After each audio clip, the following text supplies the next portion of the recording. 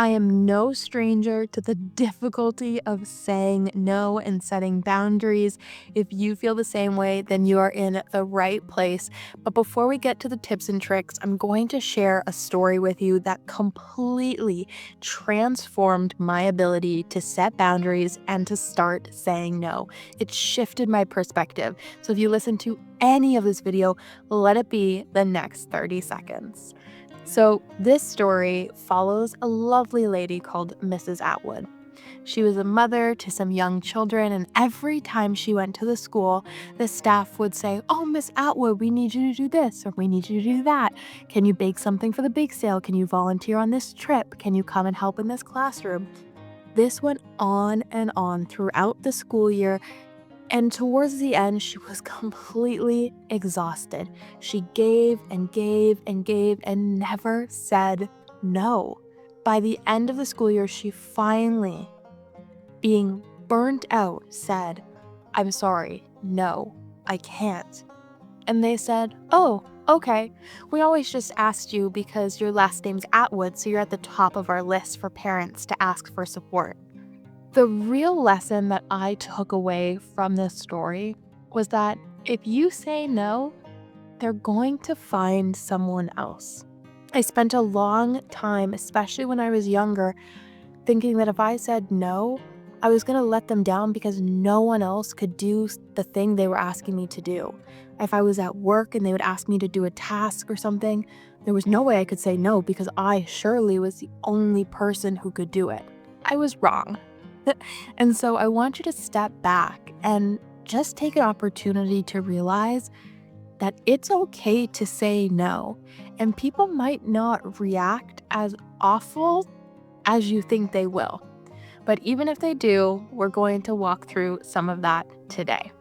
So if that story changed your perspective even a little bit, or if it hasn't yet, that's okay, because we are going to talk now about why it is absolutely critical to build your boundaries and to be able to hone the skill of saying no, including how to do so. Saying no is a way to protect your most valuable resources, your time and energy. We all have limits, and when we stretch ourselves too thin, we end up getting depleted. Saying no to things that don't align with your values or beliefs frees up time to do things that truly matter. Remember, every time you're saying no to something, that is like saying yes to something that fills you up. When you say no, you are clearly communicating your boundaries. And that is not a bad thing. It actually shows a tremendous amount of self-respect. In fact, establishing healthy boundaries actually helps strengthen relationships because it builds a foundation for mutual respect and helping people understand what you will and won't tolerate. Boundaries are actually not about keeping people out or away. It's about letting them in with clear expectations in place. We live in a culture that often glorifies being busy and overworked. I used to call this my badge of busy. I couldn't wait to tell people how busy I was, how full my schedule was, all the things I was doing. It made me feel important, and I was leading with ego.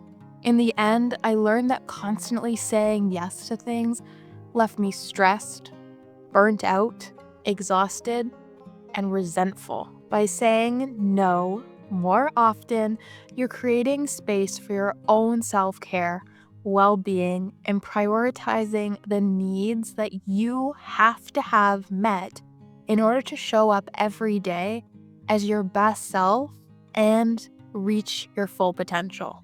This can make a huge difference, especially if you hold yourself to a high standard or if you take on too much.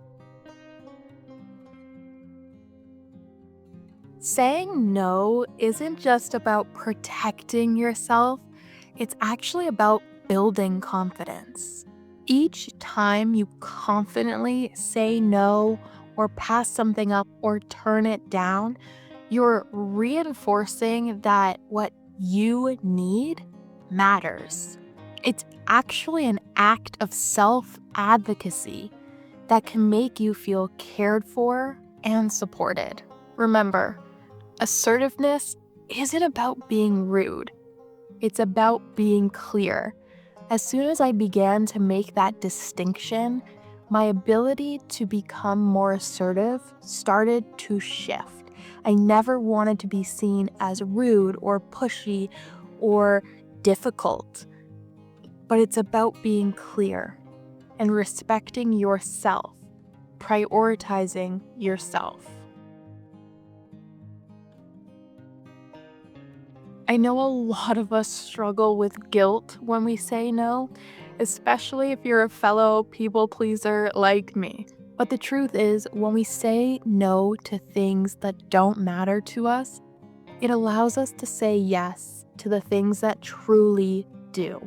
You can't say yes to everything without sacrificing your own well-being. And I don't know who needs this permission, but you can put yourself first, even if that means disappointing someone else.